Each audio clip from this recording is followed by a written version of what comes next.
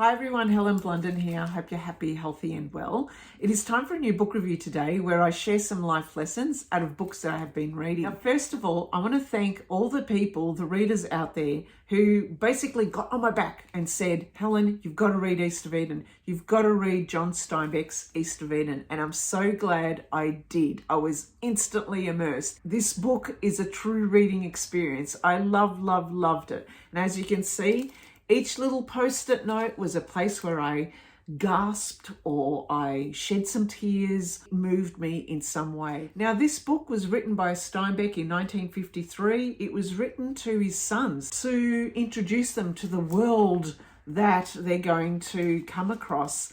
But at the same time, it is a story that spans a saga of two families, the Hamiltons and the Trasks. And for those of you who know the story of Cain and Abel, would resonate a similar story in this book. Before I go into and talk about what I got out of this book, I'm going to warn you that I'm not going to talk about the storyline because it is so deep, it is so convoluted, there's a lot of plots, there's a lot of twists, there's a lot of characters, as you can understand from the two families. And there's a lot of things happening to each of the characters as they deal and navigate with not only the world, but also the choice of how they continue on in that world, and also how they interact and relate with other people in their world and in their community. And many of these people are also just family members and how they deal with their family members. I want to talk about my life lessons based on the reading of this book. So switch off now if you want to go and check out some other YouTubers who delve deeply into the symbology and into the themes of good and evil in this book, and also the themes of Cain and Abel as well. I understand that this book would be an academic book. I would understand that it could be done in English literature courses, and that there is so much that you cannot get in just the one reading. So I'm going to recall the parts of the book that made me sit up and think about my own life.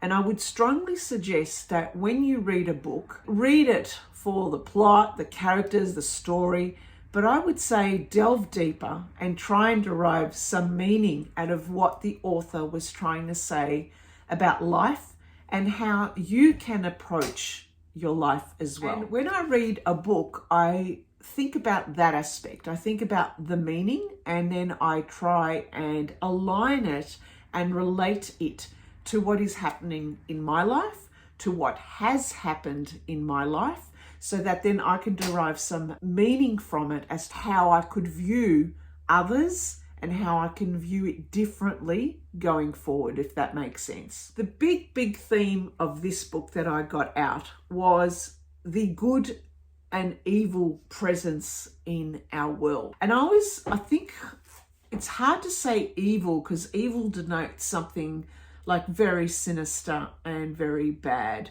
I'm just going to say good and bad. I'm going to say that we have parts of ourselves that are good in the sense that we care for others, we relate as humans to the world, we empathize, we're compassion, all our actions are out for some moral, some ethical action result. But then there are others who are bad, who cannot do any good, who always see the negative side, who always see the badness in people. And so there are two extremes, the good and the bad. But then there is a whole spectrum underneath. And I would say that the majority of people all are not just one or the other.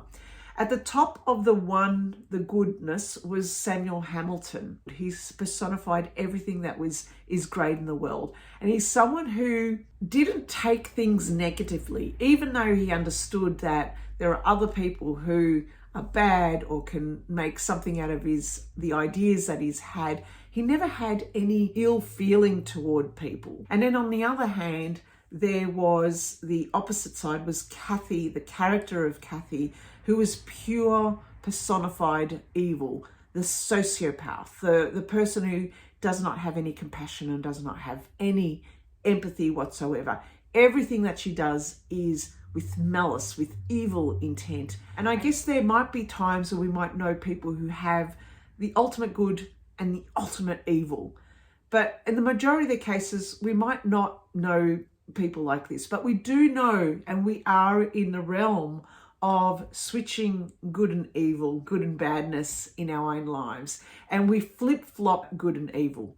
But at the same time, there are characters in this world. As I was reading this, the character of, say, Tom and Desi, and also Samuel, who I took as being the creatives of the world, the sensitive people of this world. Even Adam was also one of these people. He wasn't creative, but he was definitely a sensitive type, a person who sees good in the world, a person who struggles to understand why people are going to stab them in the back, why people are going to use their ideas for their own good, why people are going to just be nasty to them. Sensitive people who really can't grapple and understand that this world can be nasty, that this world can be mean, that this world has evil in it. At the same time that there are other people who I would say are ones who can navigate, who can understand the world for what it is, and then somehow navigate and work the way around it so they too can fit in the world, that they could live in this world. And I'm talking about the character of Will Hamilton, who was the son of Samuel. And he was someone who looked to his father and saw that, well, everyone walked all over him. I'm just going to be a good businessman and I know what I need to do to make money. And he's someone who navigates quite well in a world in the Salinas Valley, which was experiencing growth and business. So he was at the right time, at the right place to not be like his father. Also, I didn't relate at all to Will. Will was someone who was profit-driven, who was business-driven. I related more to the character of Adam, to the character of Samuel, to the character of even Caleb. Caleb, to me, was the son of Adam, was personified as being the Cain character in the biblical story of Cain and Abel.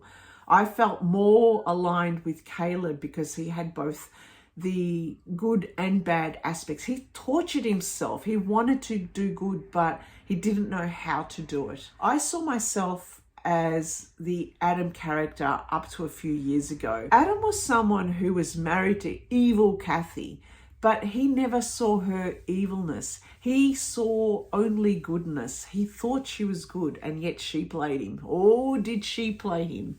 No spoilers here. But he loved her, and he didn't see the evil in her, even though other people around him could not relate to Kathy at all as a sociopath. So what did Adam do? He had to be shot at. He had to be knocked out of his world, shot at by Kathy, his wife, hurt in the shoulder, for him to come to grips and to realize that not everyone is good in this world. So he had his wake-up call. I too had my wake-up call a few years ago, just after COVID, when I had this very big realization that a lot of the stuff that I was sharing about my work in the field of learning and development, in corporate learning, and also in the field of using social media for building learning communities was being used by others, and I was not deriving any result from it. I had a failed business. I didn't feel as if what I was sharing was actually coming back to me in any way. And as a result, I had started to become jaded, and I started to have the walls actually come up. I stopped using social media. I got off LinkedIn, I got off Instagram, Facebook, Snap, the whole lot. I got off them because I simply didn't want to be used anymore for my ideas and the stuff that I shared. In hindsight now, 3-4 years afterwards, I do think maybe I put my shutters up too quickly, and at the same time I denied myself an opportunity to build new networks and new relationships. However, what had happened in the meantime was I got my own, I guess, mojo back by starting this YouTube channel and delving into books like this, delving into fiction that allowed me to question my own motives and also the motives of people around me, and understanding that there are going to be people who liked what I shared, who have goodness in their heart and share what I also talk about here, but also share their own books and recommendations, but also knowing that there are other people out there who had used my own ideas for their own profit. I'm going to say that I also saw myself in the character of Samuel Hamilton. I also saw myself in the characters of the creative types, and understanding now 3 years down the track, these are my own life lessons out of the books that I got from here. There are people in this world who are sensitive, who are creative, who question also about their motivations and their behaviors, and try and come to grips with understanding how others behave around them as well, and not understanding that. I think this book really captures that really well, captures all the different people between in the spectrum of how sometimes we torture ourselves, not understanding the motivations of others, not understanding why our parents were in the way they were, why our parents may have kept secrets like they did here from their children, and in so doing the children coming up with these different concoctions of ideas that were actually, that had driven them insane, driven them crazy, trying to understand why they're not loved by their parents. It really does make you think. The characters of this book and the themes of this book are very resonant to what we are going through in this normal everyday world. I loved the character of Samuel Hamilton just like everyone else did.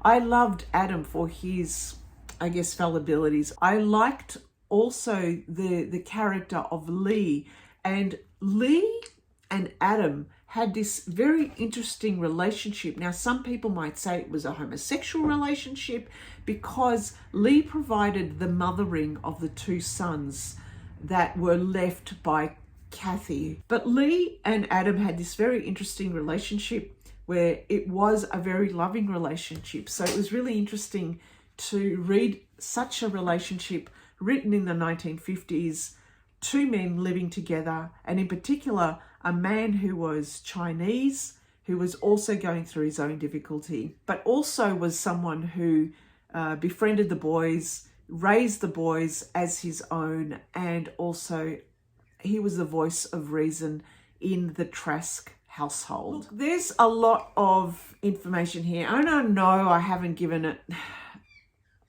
as much as an in-depth view of this book, but I would strongly recommend that pick up the book, read it for yourself, make time for this book, commit to this book, and immerse yourself with the characters and the themes that it has to say.